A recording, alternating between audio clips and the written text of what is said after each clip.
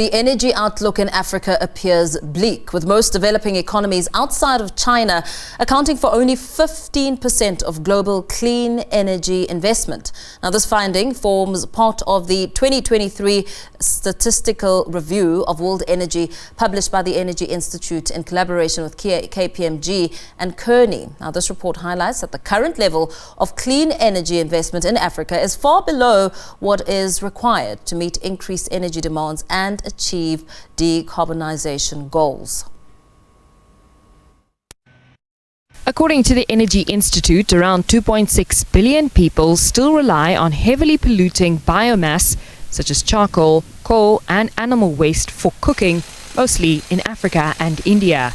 The study suggests that high capital costs are hindering new projects on the continent to reduce its carbon emissions effectively. Primary energy consumption actually fell by almost 0.5%, and electricity consumption was flat. Fossil fuels accounted for 90% of overall energy consumption, whilst renewable generation, excluding hydro, grew at 12%. But it's from such a tiny base, representing just 6% of electricity, excluding hydro. Putting this in context, China, just the year-on-year increase in China's renewable energy consumption was over 5 times the whole of Africa's total renewable consumption. South Africa's transition towards cleaner energy has been hampered by the country's transmission infrastructure. Government estimates that it needs over 200 billion rand to expand the grid so that it can connect more renewable energy projects. Meanwhile, there were some positive trends noted in the report. There's been a growth in renewables in Africa. That's definitely a positive. South Africa itself has about an installed base of close to about 10 gigawatts of renewables, highly driven by commercial and industrial participation in building renewable systems. Also, South Africa's independent power program in renewables, I think, has also brought on board a lot of renewables. We've seen this also happen in the DRC, in Zambia, now in Namibia. So there's definitely a lot of good. Morocco, another big example of growth in renewables. So I think certainly there's a lot of potential and growth that we are seeing in solar, particularly in renewables on the continent. Also with wind, maybe a slower uptake in wind. And of course, Africa has already been well known for hydro. We have some of the largest kind of hydro schemes as well on the continent. So I think that the good news is that there is an investment happening in the space. There is growth in renewables. South Africa has led the way to a large degree in growing its renewable space, but now we run into capital and infrastructure challenges. So there is good news around it. However, I think there's a lot more work to do when we think about that 43% electrification rate in Africa. That is probably one of the lowest in the world, and we need to certainly think first about how we are able to get energy to everybody on the continent in an equal and fair and just way. The Energy Institute says the latest world energy data offers little optimism for global climate change mitigation. It says that clean energy is still insufficient to meet the entire demand growth, and therefore, on a global scale, is not replacing any fossil fuels. Nosipho Debe, SABC News, Johannesburg.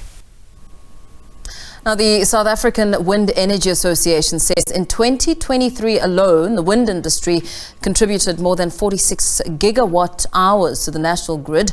Wind energy is currently the leading renewable energy technology, and last year alone, it contributed enough capacity to mitigate at least one stage of load shedding. With 34 operational wind farms across the country, enough electricity to power over 3.6 million households was supplied. The association says a lot of gains have been made, but a much greater scope for growth is possible if obstacles can be overcome. With a global footprint, it says there are long-term plans for further development, not only in South Africa, but across the continent. The cost of wind energy reduced by nearly 50% in recent years. The association says the source has much greater potential, but challenges that hinder faster development include logistics in the construction of new projects. Let's bring in energy expert I Ruse Moleshe, who joins us for a discussion here. Very good evening to you. Thank you so much for your time.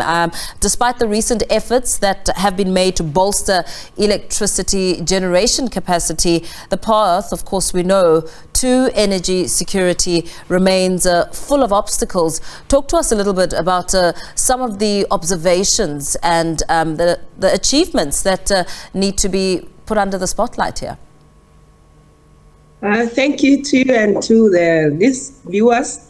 Yes, in terms of renewable energy, particularly wind in South Africa, there have been some inroads with respect to investments on the ground to an extent that there's total installed capacity of over 3,000 megawatts. I think it's 3,400 megawatts, and the number of projects that you mentioned that are available. So that is a positive. And the positive thing about wind energy is the decarbonization element, because it's cleaner source of electricity. There are, however, like any other technologies, pros and cons, which is they are intermittent, although better than solar in terms of availability, both in the morning and in the evening, but you still have to complement them with other sources of energy during the period when there's relatively less availability. And so also with respect to infrastructure, we find wind resources that are mainly in the coastal areas, and these areas are some of the areas that have not have a lot of access to the grid in the past, because most of our power plants are in Mpumalanga and elsewhere. So there is a need to roll out infrastructure to be able to make sure that these projects connect and are then in a position to contribute even more to the current capacity. How imperative is that collaboration and ensuring that there is indeed wind energy becoming a key component in the energy mix? What will it mean as we edge into the colder winter months, and also, question around what stage of load shedding will return? Well, I mean, the available capacity does contribute, especially during wind is relatively better in terms of availability during the winter periods, which at least coincides with some of the peaking periods. So it is a good thing. But in terms of the development of the infrastructure, that's not a short-term intervention. It's something that takes a while to be able to access land, for instance. They may be owned by specific farmers. We have to have negotiations with them, be able to access servitudes. So it's not something that generally takes a short space of time.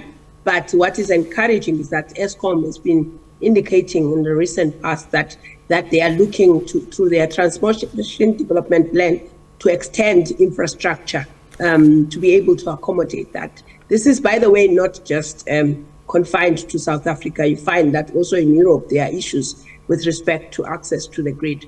So the more you grow the projects, the more you need access to the grid, and you need capital to do that. What are some of the benefits beyond energy security of these wind farms when we try and look at the impact that these farms have?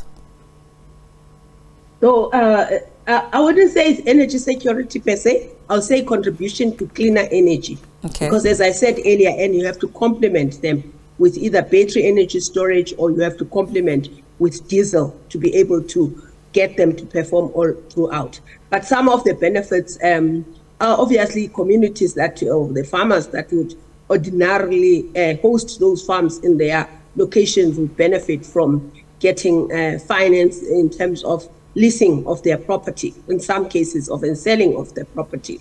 There are new jobs created, particularly in the construction industry.